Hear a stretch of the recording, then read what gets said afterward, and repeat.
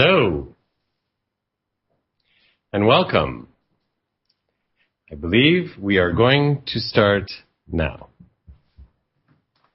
In an ever-changing world, Life Changes Network presents a voice of truth and inspiration, broadcasting on frequencies of love, laughter, and understanding, illuminating new paths for new directions as we, as one, strive for higher and higher planes of existence. Always remembering, life changes. This is radio like you've never felt before. Life changes. And now, our MC, our master of change, Filippo Voltaggio. Well, we are laughing already. and we've been laughing. We're at an incredible little place underground in Riverside. And nobody knows that we're here. As a matter of fact, the internet doesn't even know that we're here. And sometimes if we cut off, we will be back. Because what we have tonight is something very special, something very important. And I can't wait to bring up our guest, who is Koyote the Blind. Oh, thelemic, that's it, thelemic. I've been trying to learn this word. He's a thelemic magician and a Toltec master. Koyote the Blind is going to be a great special guest, and I can't wait to bring him on in just a few moments. So, Mark, you are so right about the laughter and the understanding and the frequencies of love, because that's what we've experienced at our very first live taping in front of a live audience. So you're our very first live audience. You got to start somewhere, man. Might as well be Riverside. And we started in Riverside. It's very exciting because I actually used to live and work in Riverside just down the street from this building when I worked for IBM, and that used to be the IBM building. Might still be, I'm not sure. But I'm going to keep my talk at the beginning here very short, but I do want to say something, because a very special holiday is coming up, and that's Thanksgiving.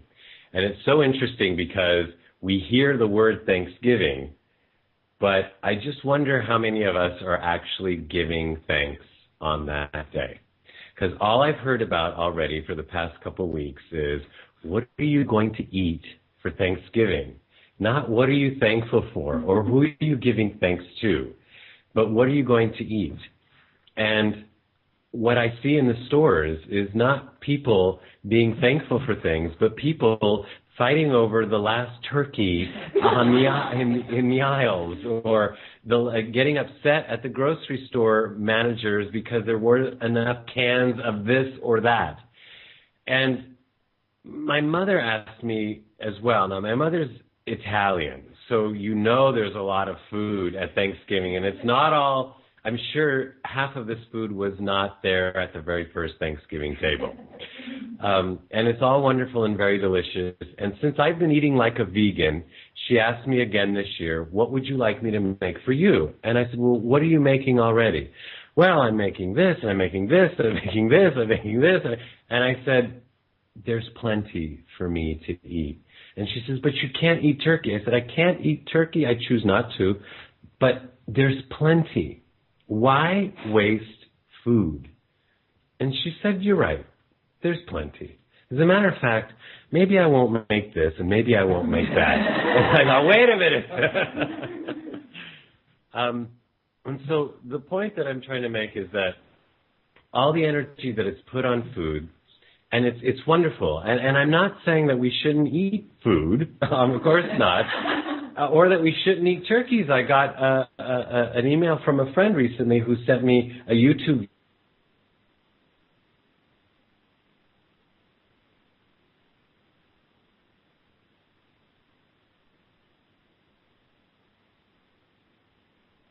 or any food, and just eating a little bit of it just to say that they had turkey, or just to show their friends and family that they could put on a big spread, and then they throw it all away, then that doesn't feel right. And how interesting is it that on the day of Thanksgiving, we are throwing away our abundance, as opposed to being thankful for it, respecting it, and treating it as it was meant to be treated. I think we have a lot to learn, actually, and it's very not coincidental that we are with somebody today, Koyote the Blind, who comes from Indian blood and Indian tradition, and maybe we can talk a little bit about that together. So with that, I want to remind everybody that you're listening and watching to Life Changes with Filippo Voltaggio. Actually, this is the first time that Marc Lejeune has been on camera, and he's the voice that you hear at the very beginning and the very end and sometimes in the middle. But Life Changes with Filippo can be heard every Monday night at 7 p.m. on the BBS Radio Network. And to learn more about us, you can go to lifechanges.ws. And, of course, you can learn about us on Facebook and Twitter and YouTube and so many things soon to come. So with that, I'd like to bring on our guest. And I'll tell you a little bit more about him. Koyote the Blind is a Thelemic magician. Thelemic. He's teaching me already. And a Toltec master. Well, you're Italian. But that's the problem. I thought you were German with a name like that. With a name like Filippo? Voltaggio? You're Italian? Yes.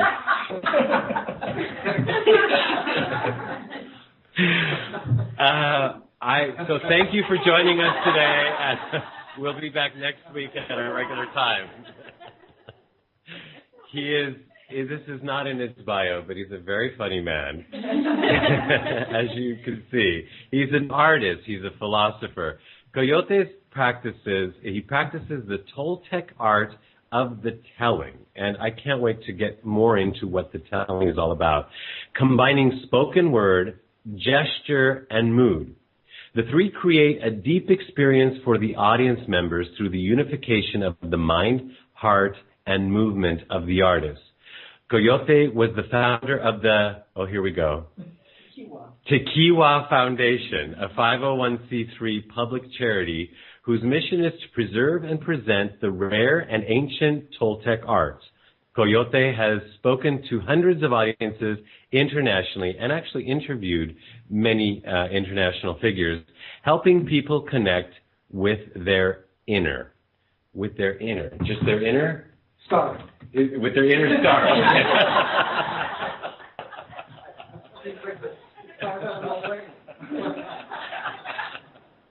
Okay. Well, when I was in school, we had a chemistry teacher who came to class, used to go to class drunk many times. And one day there was an equation about a chemical transformation, a chemical process that was not making sense because there were a couple of molecules unaccounted for. And in his brain. Well, he was going through the process and he puts the formula here, and what it appeared at the end didn't make any sense how he arrived there.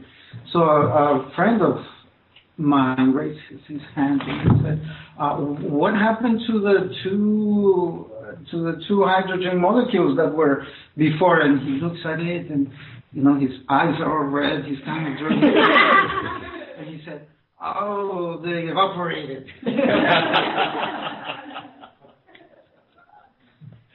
Okay. Don't worry about the Nahuatl names. Yes. We do that a lot to confuse the white man. But generally, you just say it the way it's written. I tried and you corrected me.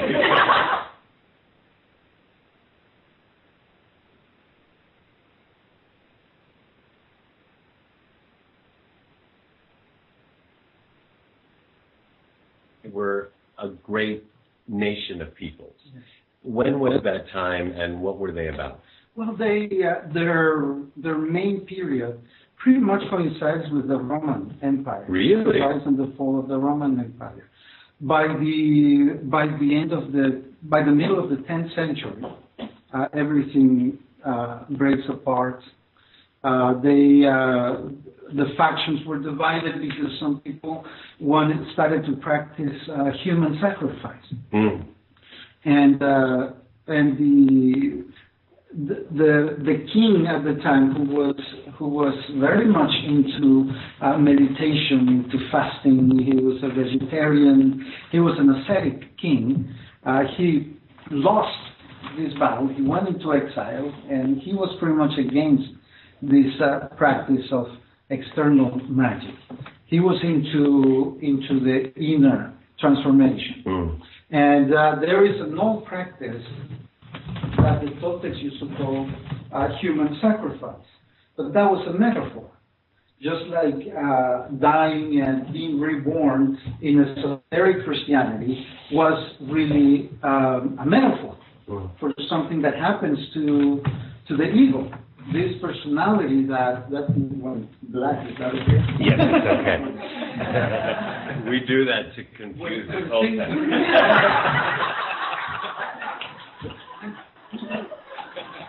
It freaks us out. I have no idea. Just driving erratically. So human sacrifice was about this. You have the source, the most powerful source of energy in the body, in the sexual center, and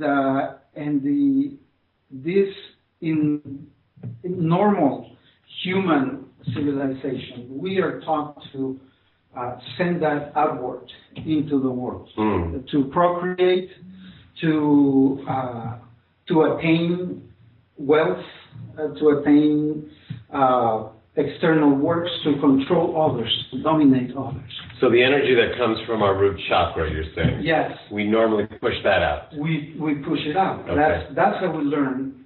That's how we learn to talk. That's how we learn to work. That's how we learn to pray. That's how we learn to have sex.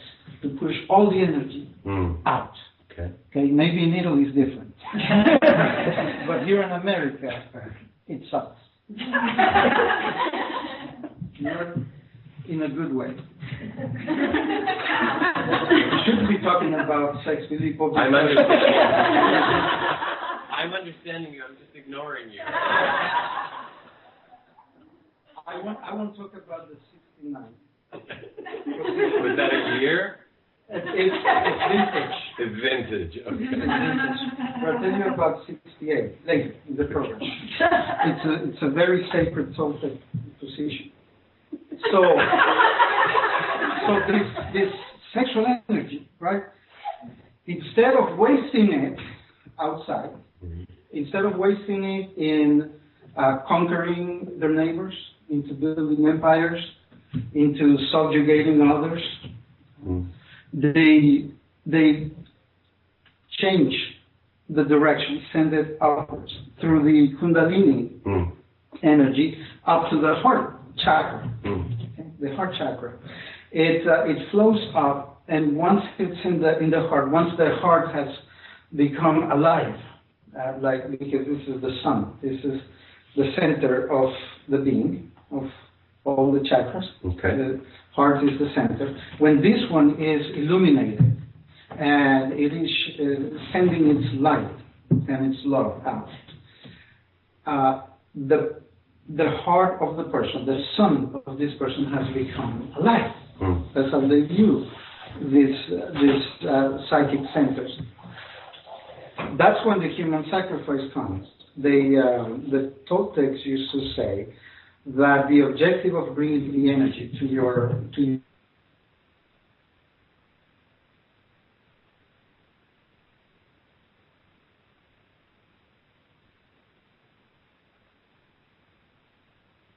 sun god. Therefore, in essence, sacrificing the human in you. Whereas the human side is designed to procreate, to work the land, to grow and die. They sought to make him die before he died, so that physically new life, yes, so that new life can come.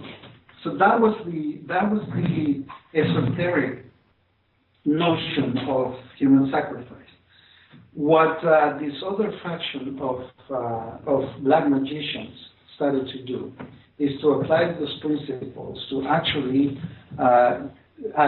killing priests and virgins and brave warriors, and offering that the heart to the sun god and devouring it. Wow! And that's what the Aztecs took, and some of the other cultures also took, because it brought great power to them. Wow. Great power to them.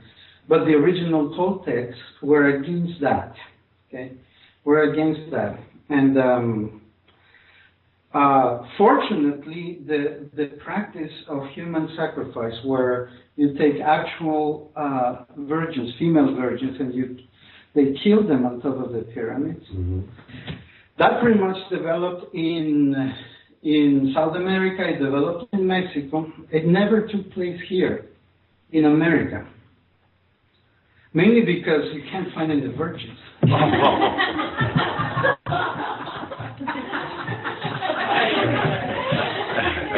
Can we take that out of the record, please? Oh, we're not recording yet. No. Oh, yes, we are. In case you missed the introduction. So then what is the magician part of your title? Does that include what you're talking about, bringing the human energy through the body? It does. For the Toltecs, the main word of all the practices is intent, and that means that anything that the Toltec magician, the Toltec woman or man of knowledge, endeavors to do is to live a life where everything revolves around intent. Not unconscious living, not giving in to wants and unconsciously created programs and pulls, but to find their own direction, to find their intent, and live in accordance to that. The magician, Thelemic magician, it comes from the word thelema, which means will in Greek. Okay. And that refers to exactly the same thing. Will, the capacity to act, to create, to love, to die, all in accordance to your true will. We believe that when you take on an incarnation in this life, it is with a purpose that is beyond the realm of the animal, and much beyond the purview of the socialized human, because this is we inhabit this magnificent body. Okay, I don't know about yours, but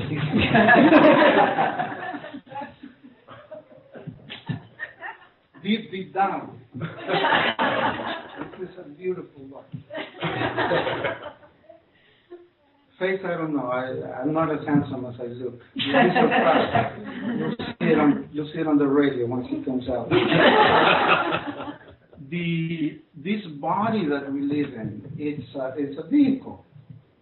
And by a vehicle, I mean the flesh, the mind.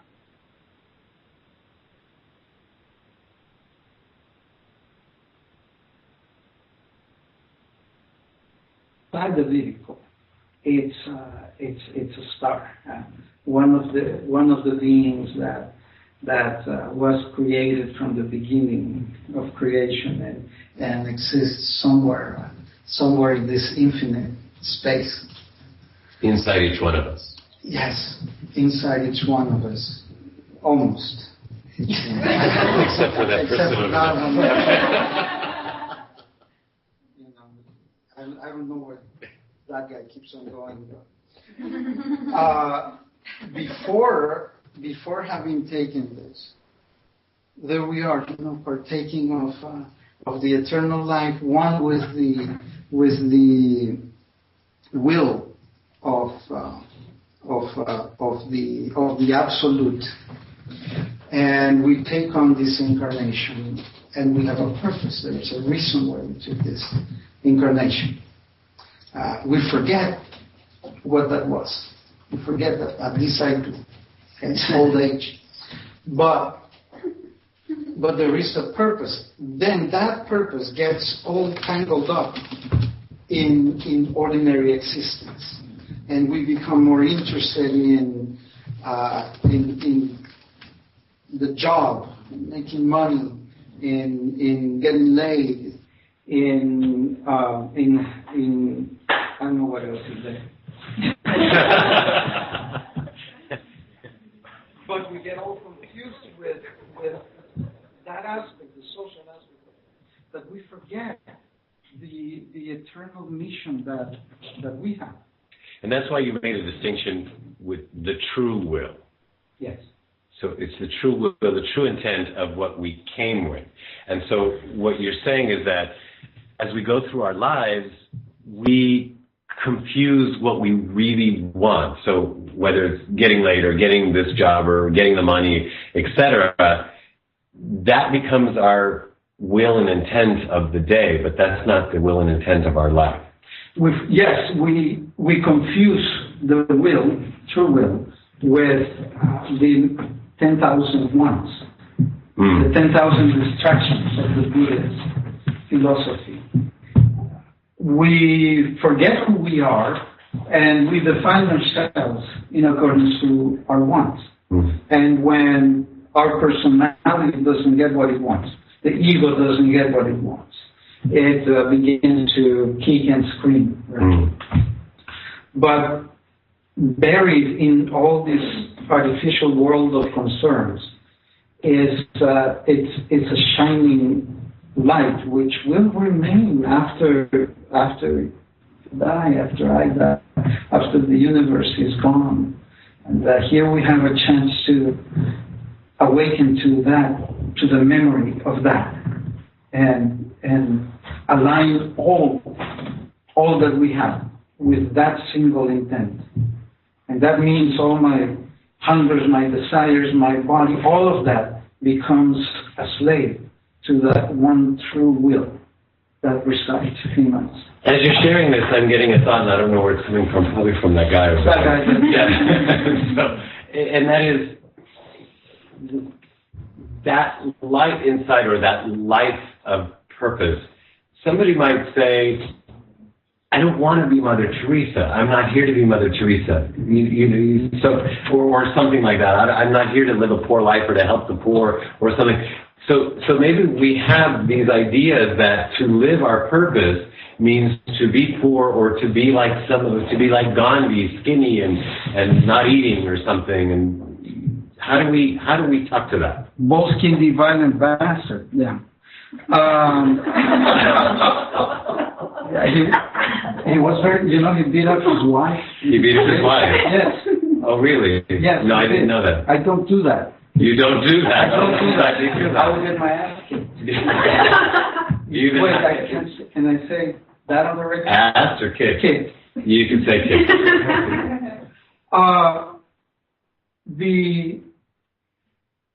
There is a story there is a story about that. And you can't remember it. One day, no, I know the punchline.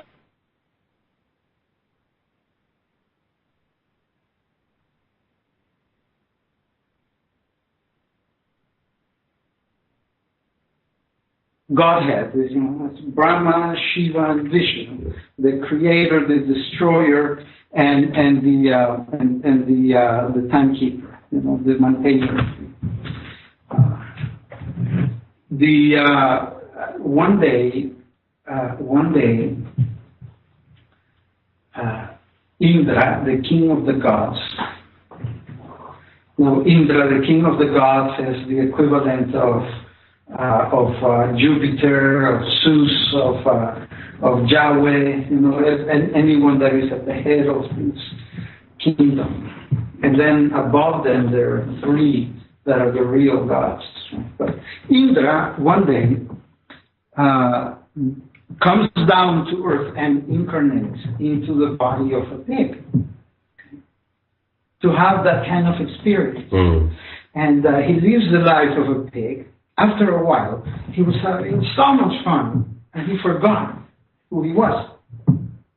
And as a pig, he had the most amazingly delicious time rolling on the mud, eating whatever he wanted to eat, having 14-hour-long orgasms. Pigs can... Really? Yes, don't ask me how I know. That's it. Yeah.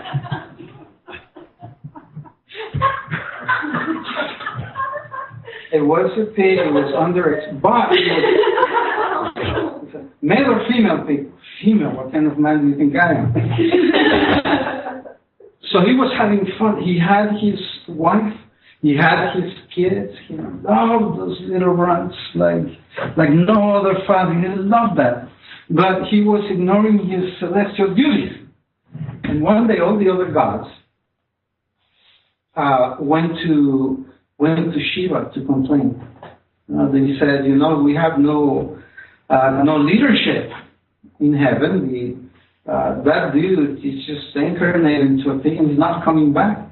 And Shiva said, well, have you talked to him? And he said, yes, we've been sending delegations and angels and ministers and powers and all kinds of, we have gone and we have explained to him that he is not a pig, that he is a god, and he needs to come back. And what does he say? He says that he's not interested in that. Then why would I want to go and live that life of servitude, of palace life? I don't care. I am happy where I am. I am a pig. I don't remember. I don't know anything about Indra. Indra, I have no idea what that is. That's as hard to pronounce as tequila. I don't even remember that. And he didn't want to go. So Shiva said, well, leave that up to me. And so Shiva descended in the form of Krishna, the cosmic consciousness, and he comes to see the pig, and he explains to him once again. But all the other gods and messengers told him, and still he said, no, I don't want to do that. I don't want to do that. I'm happy where I am. So that night, Shiva came back, and he took that little pig, and he opened his belly. Okay. And as he was opening his belly, he witnessed his wife and his kids all being slaughtered in front of him, and the pain was horrific. It was the most devastating pain that being had ever experienced. And when his belly was opened from his throat to his genitals, Shiva opened the body of the pig, and out came Indra in his full consciousness and power. And he bowed down and he said, thank you for liberating me. For liberating me. Yes. From the life he thought was a wonderful life. Yes. So we can be liberated from the life that we are living into the true essence of who we are.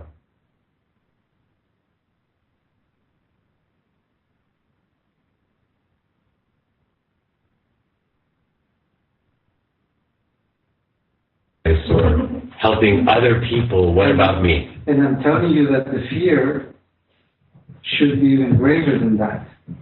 Oh. Because whatever it is that they have come to believe they are has not been tested yet. When they embark in the path of initiation, everything that they think they have is tested.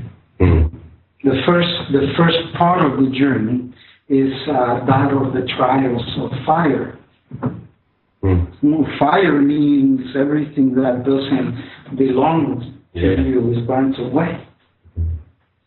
So before you find that space of centeredness, of love, of inner power, prosperity, you're going to experience the burning of that dross. And you don't mean necessarily literally burning, but taken away or Yes. Yeah. Yes. And especially whatever you think you are, whatever you think you have accomplished, it's going to be tested. The alchemists call this testing the metals, which means putting the metal through all kinds of processes so that if it's true gold, it will remain. And most people spend their entire lives avoiding that. Is it inevitable? Yes. If you're going to go through this process of connecting to your inner star, and unless you have no karma, and if you have no karma in this lives and previous lives, then everything comes easy. Yeah. If you have karma, whatever you do to make it easy, it's just keeping you away from the true path. Wow. Well, you're sure making this interview easy for me. I could just listen. I could just listen, and I think maybe that's what the storytelling or the telling is really all about. And so when we come back in just a moment, I want to know more about that specifically, because it sounds like, unfortunately, a dying art, but one that you are reviving and we need to have more and more of. I want to remind everybody that we're listening to Life Changes with Filippo, and our guest tonight is Koyote the Blind. And if you want to learn more about our guest, of course, you can go to lifechanges.ws, where you'll not only hear this show in its entirety in our archives, but you'll also hear all the guests that we've had in the almost 2 years of audio taping that we've done. This particular show you probably will be also able to see on YouTube, and if you've, unless you're watching it right now live with us during the simulcast. To learn more about our guest, you can also go to coyotetheblind.com, and that is Koyote, K-O-Y-O-T-E, theblind, also.com. Now, Koyote has started a foundation, and Tequiwa Foundation is what it's called. And if you went to tequiwafoundation.org, you can learn more about the foundation and how you could help. That is spelled T like Tom, EQUIHUA foundation.org. Again, our guest is Koyote the Blind. One more time, we are Life Changes with Filippo. I am proud to be your host, Filippo Voltaggio. You can learn more about us at lifechanges.ws. Find us on YouTube. Find us anywhere on the web, Twitter, Facebook, etc. Please connect with us. We are happy to hear from you. Who you think should be guests, what guests you'd like to have on again, what conversations you think are important, what changes are going on in your life that you would like us to talk about with you or with other special guests. Again, our special guest is Koyote the Blind, and he does something called a telling, which is a Toltec tradition. Koyote, tell us what a telling is. Still when my father was a kid, in a small town in Latin America. I'm Latin, by the way. Just general Latin America, or is it?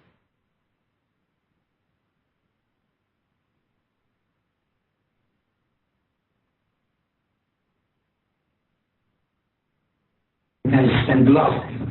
Lots of blood.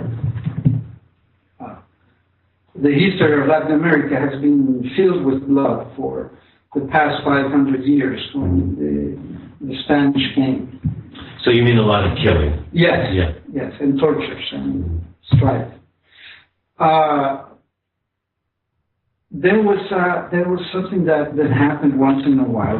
All the kids would be out in the street. This is before there was electric lights and TV and all of that. There was already radio, but not street lights in that small town. Once in a while, a drifter would come in, and all the kids would start calling one another, you know. They said, a madman, a madman, a madman, loco, loco, loco. And all the kids would run and surround this crazy man who would come in, and he would sit with the kids. Maybe the town drunk would be there too. But that's it. The priest was never there. The mayor would never be there. All the women would lock up their daughters and all of that. They still do when I show up. I was about to say, is that why there's no women here? The priests aren't here. And no priests, no respectable women. They're all here. But they have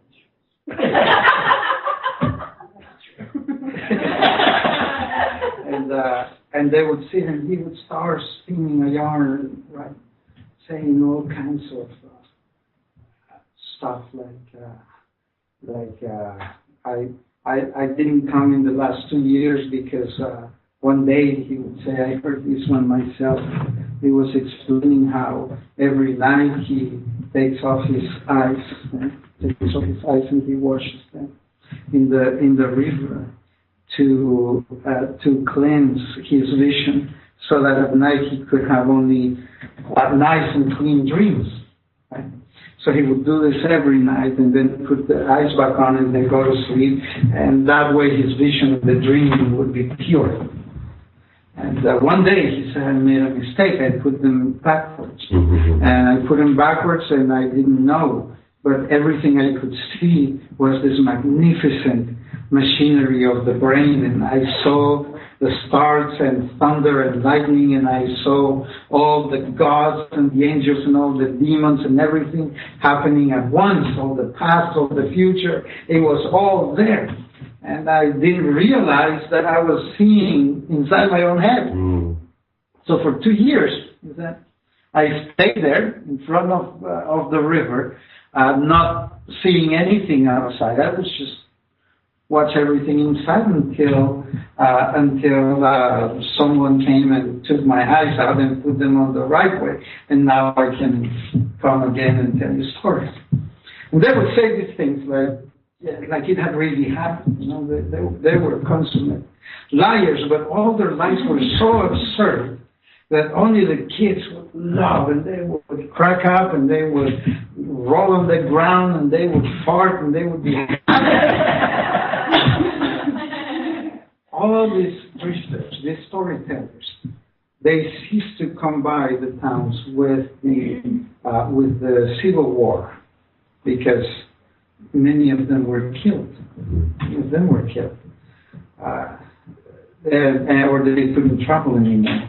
This art of using the spoken word to deliver specific shocks to the nervous system, to break apart the barriers created by the mind,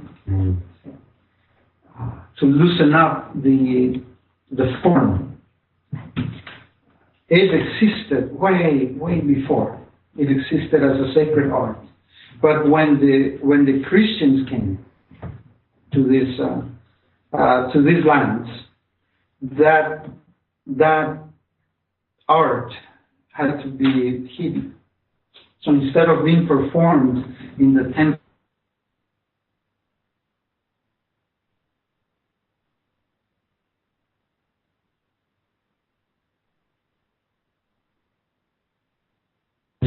in hiding, pretending to be alcoholics. Like underground in Riverside under a building? Yes, because nobody knows where this is. I couldn't even find it. We keep it a secret. they don't want people to listen to what I'm saying, and I know why. So some of the things you say, I haven't been to a telling yet, and although this is very telling, I'm using my grown-up voice now. Yes. What does it normally sound like? Oh, you don't want to know. So you make up stories, or they come to you, you prepare. What's happening? A story. See, this is the thing. All the storytellers that you would meet out there, the real ones. Okay. They belong to a tribe, and the reason for the story is to pass on the mores, the teachings, the ways of behaving to the children. So they tell a story, and the story has a moral, and the moral teaches the children how to behave. It teaches the children why they eat what they eat, why they are enemies of that other tribe, and it teaches them why they need to have a family. It teaches them why they must only have one wife, or why they must have many wives. It teaches them what they must not do. Why they shouldn't steal, or why they shouldn't kill, or why they should kill. All those things. Pretty much like the way movies work in Hollywood. But not in the telling. The telling is the anti-telling, because I don't belong an agenda to a culture. I have an agenda. I don't have a culture. I don't have. Yes, I'm not here to promote this race or that religion or this belief. I'm more into disarming. So by saying the professional storytellers, what you're saying is our society has leaders that tell us stories. Yes. Whether that's through television or movies or religion. Yes. Their stories are to get us to behave a certain way on the outside. To control. Yes. And you're saying that the tradition of the Toltec storytellers, interestingly enough, called locos, which are crazies, yes, are used, those of you who still do it, are loco is Italian for crazy. Yeah. It's used, your Italian's very good, by the way. And you're German, evidently. So the way you do it is to allow something to happen from the inside to break out of the control. Yes. See, the Toltecs believe, as the Gnostics did, and the Hellenic magician is a descendant of the Gnostics. The Gnostics and the Toltecs, they both believed that something had gone wrong a while ago with the beginning of civilization. And there were forces whose aim and intent is to enslave humanity. And this, and all the empires want to enslave, and all the religions want to enslave. And so the question for the Toltecs, as it was for the tantric Buddhists, as it was for the Gnostics, is how to attain liberation from this bondage of the mind. And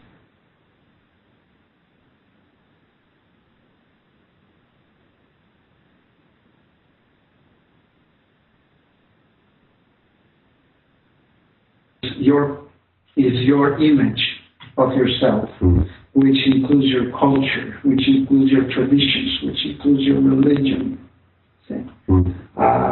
Now, you have to utilize them because that's part of who you are, but you don't identify with it.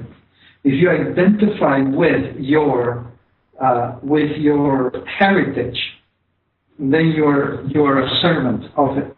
Mm. You have to recognize in order to open the door.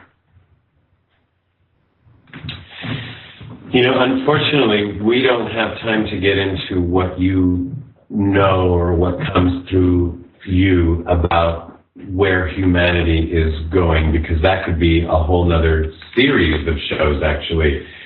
But with the tellings, what do you see as far as where humanity is going? Is there hope for humanity to break out of this control, The telling is an act of creation. It happens in the moment. That's the difference between me as a teller, and that's why I don't call myself a storyteller, because I don't tell stories. Okay, I can't remember a single one of them. Any tribe or storyteller, whether it's African or Native American or of any other ethnicity, has learned all the stories of creation, this and that, and he delivers them in his art. I use the empty spaces of the words. I use the psychic content of the room, and I rearrange it. So a door opens, and the people go into an acid-like experience, or they're being in a mushroom. Things happen, and sometimes they freak out, sometimes they come back. I'm about to freak out, but... No, you're doing fine. Am I doing fine? You're doing great.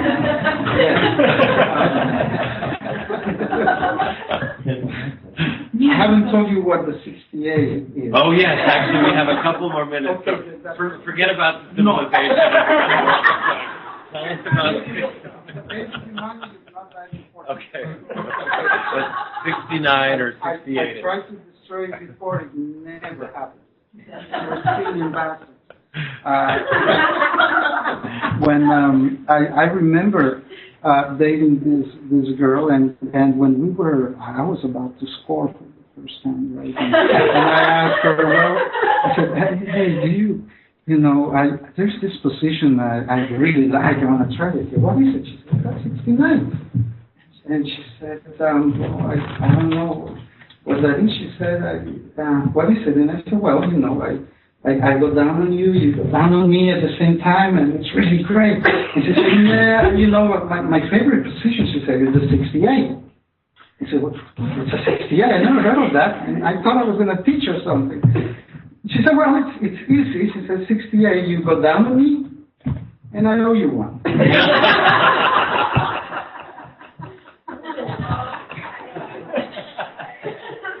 Now that's a story. That's what you're telling me.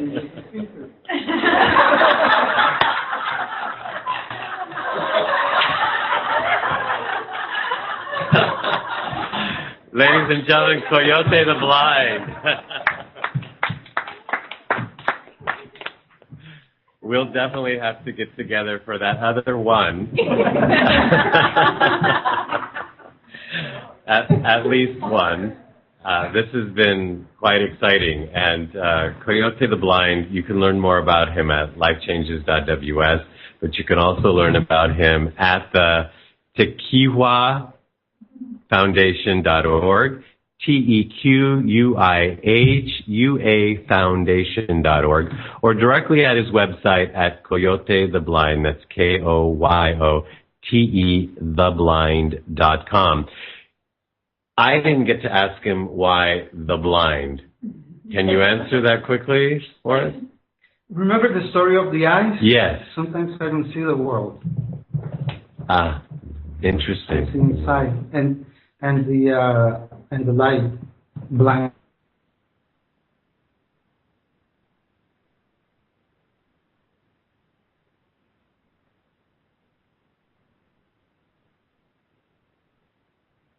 Much, and thank you for seeing for us. Mark, you certainly must have a question after all that. Well, it's interesting. I wanted to point out and thank Koyote for being on the show again, because it's so interesting to watch what you do and how you do it, because just when you think you've gone off path too far, right that he wants it. And you have. Some people fell off, I think. I think so. But the ones that needed it were brought right to the point. But they have issues. So now we can talk about E47. Yeah.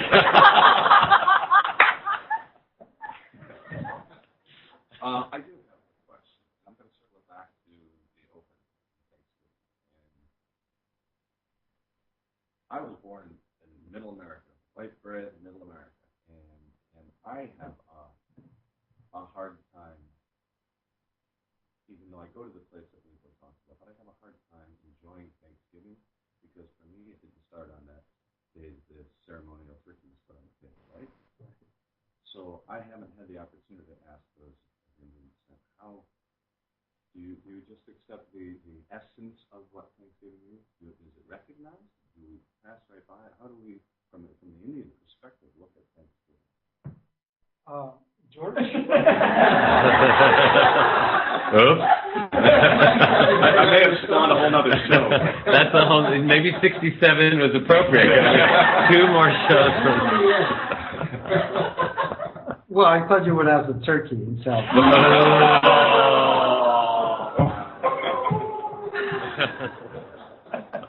It's amongst most of my tribal friends. It's like a slap in the face sometimes. I was wondering if it was still recognized. Because we know what followed that. On the other hand, we're grateful they're eating the turkey and not. Well, I didn't intend the question to take it down because what I wanted to do was embrace, and I, for one, would like to say... We have a tremendous affinity to gratitude. Okay? That's where I was going. In most of traditions, gratitude is seen as a compass. Okay? It points to true north. So when you're thinking about your teachers, your elders, your friends, your family, if in your heart there is gratitude, then you're pointing in the right direction. If there is that discord in your heart, then you know something needs to be adjusted. So we do tend to use this emotion of gratitude as a compass to know if we're pointing to true north, spiritually speaking. Understood. Well, I think it's quite telling to recognize how we as a people got off track during that period of time as we were conquering, the white man was conquering, and the other travelers, those migrating around the globe. But that statement, I wish I knew then what I know now, comes to mind, and maybe it's the other way around. Because now we're revisiting, this proper way of life, this connected way of life, this way of embracing the land and the air and the fire, and that is now what we're doing as consciousness is awakening, is expanding and opening up, is going back to this knowledge that was pervasive and part of so many cultures. So I guess to that extent, that's what I look at Thanksgiving to be, and I have, in a way, rationalized it, but yet embraced it as a way of saying, I have this white skin. Mm-hmm. Yes, and like many in my country, I'm of mixed heritage, and the skin means that that somewhere up in my genetic line, someone raped his culture.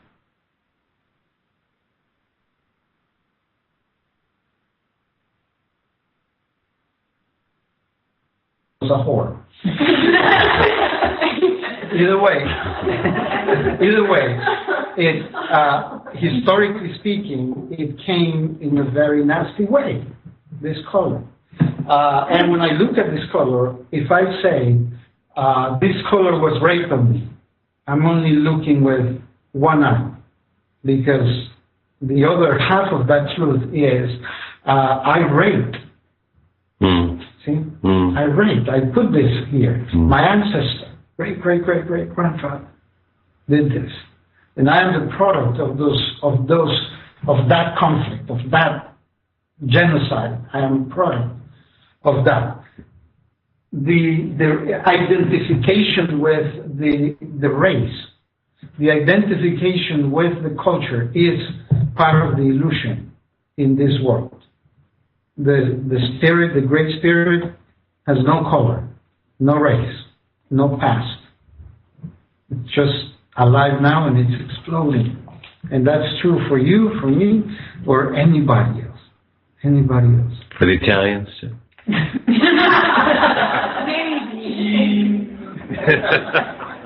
Northern or Southern?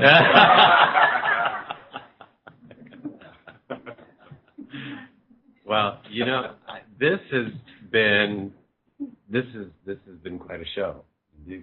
For our very first live audience show, you all have been a great audience, and thank you also for the ladies who allowed some of the joking to go on up here. They don't have issues, not if they're here. No. And if they do, then we all do, and that's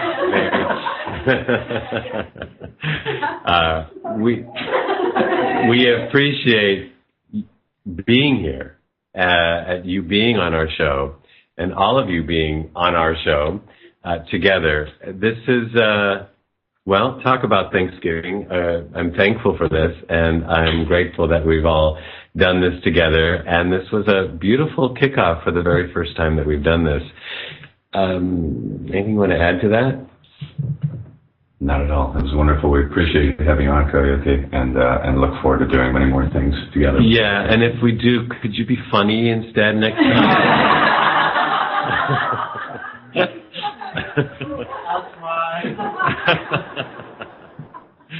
Well, since this is the format of our soon-to-be, hopefully, every week live shows with in front of live audiences, we will allow a question and answer, or allow it to be for the audience and the guest. So as our show ends, for those who are not here, maybe somehow we'll keep the footage going, and people can watch this as well in the future.